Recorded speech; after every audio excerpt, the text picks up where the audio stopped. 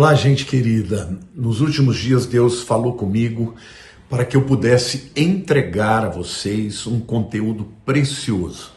Eu estou me referindo aqui a alguns cursos que eu lancei na internet de maneira paga. Eu vou liberar para vocês diariamente trechos dessas aulas de maneira gratuita para que você e sua família possam ser abençoados.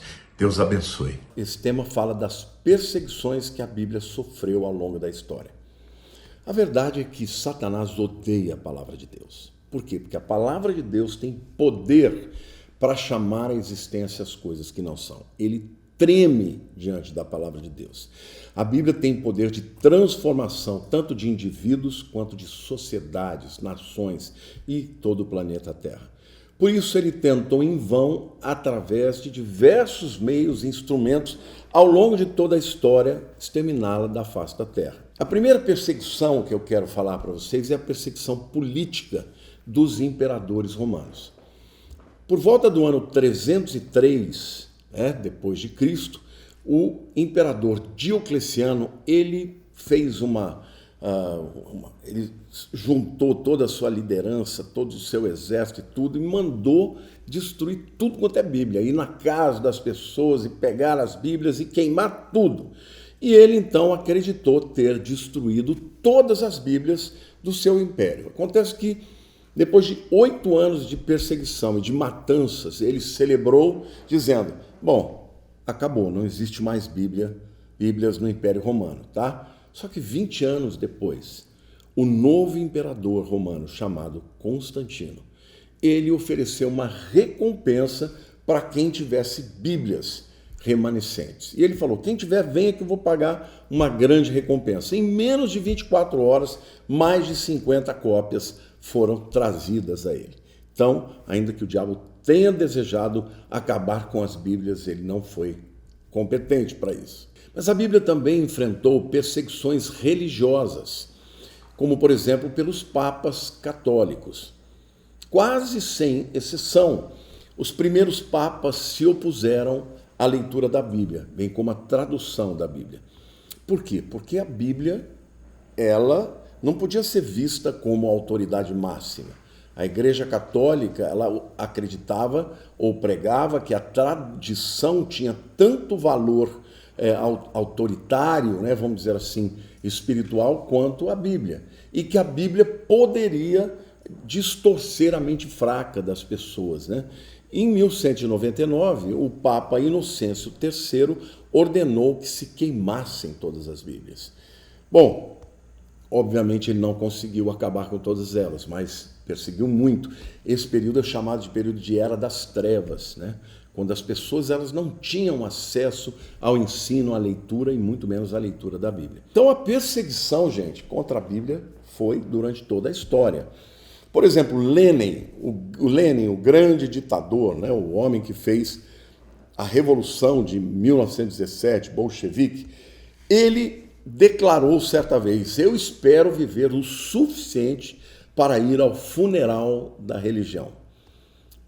O dicionário comunista publicado pela imprensa do Estado soviético descreve a Bíblia como uma coleção de lendas fantasiosas sem nenhum apoio científico.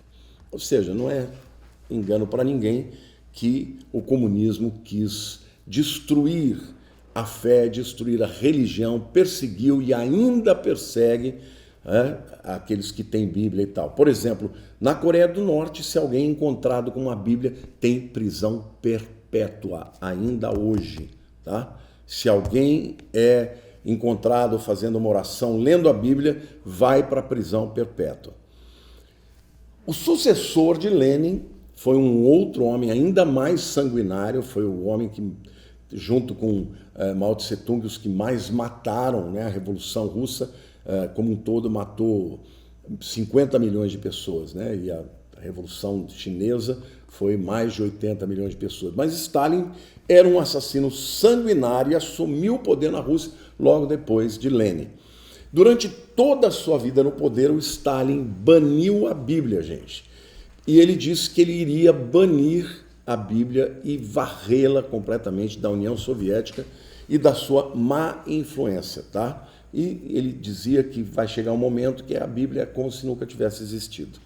Então ele fez de tudo para limpar a mente dos soviéticos da palavra de Deus. Ele conseguiu? Claro que não. Uma pesquisa foi feita no fim do século XX e esta pesquisa mostrou que havia mais pessoas na União Soviética crendo na Bíblia do que aquelas que não criam. Então não adianta, se levantar contra a palavra de Deus é inútil. Também há perseguições, nós falamos de perseguições históricas, né, dos imperadores romanos, depois perseguições políticas dos papas e de outros líderes, né, perseguições filosóficas, também é uma perseguição constante sobre a Bíblia, inclusive hoje nós vemos pessoas dizendo que a Bíblia tem que ser refeita, tem que ser reescrita para poder se adequar aos dias de hoje. A perseguição filosófica ela é muito séria porque ela vem de maneira sutil para demover a fé na palavra de Deus daqueles que creem nela, né? O primeiro que eu quero citar é o filósofo Voltaire, um filósofo que morreu em 1778. Certa vez ele disse assim, olha, no próximo século, ele vivia no 18, né? O mundo vai ser completamente livre da existência de Bíblia. Não haverá mais Bíblia na Terra. Bom, para contraditar o que ele disse, eu quero dizer que os próximos séculos, né, além do século XVIII, o XIX, o XX e o XXI passaram e no século XXI a Bíblia é o livro mais comprado no mundo. No mundo. Se somar todos os outros livros, best-sellers juntos, não dá o que a Bíblia vende. E, além disso, depois que Voltaire morreu, a casa onde ele habitava, ele tinha uma máquina de imprensa grande, né, uma gráfica, que foi vendida e comprada por quem? Pela Sociedade Bíblica de Genebra, na Suíça. E sabem o que começaram a ser impressas lá?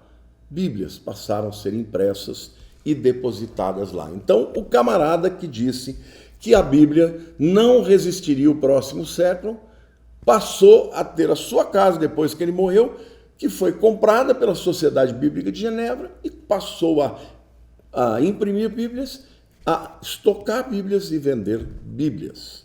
Um outro filósofo também que percebeu a Bíblia foi Thomas Paine. Ele escreveu de maneira jocosa, né? Eu passei por toda a Bíblia como um homem passa com um machado por uma floresta.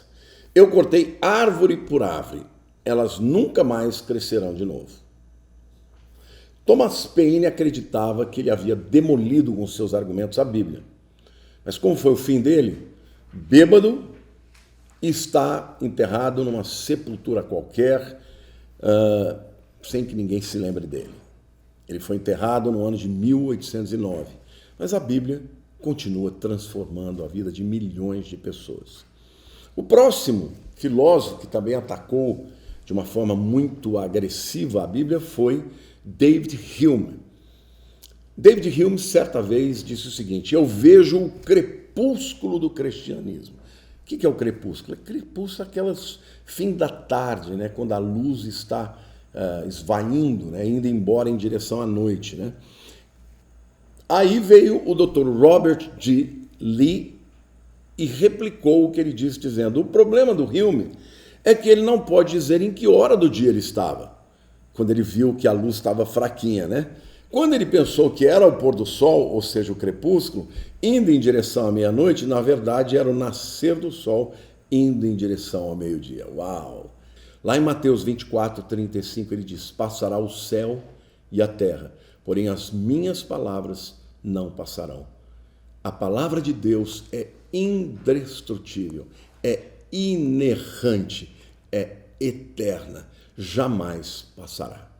Amém? Você crê na Bíblia, você estuda a Bíblia, ela é um tesouro que pode mudar a sua vida, a vida da sua família, a vida das pessoas que estão ao seu redor e a vida até mesmo de sociedades e nações.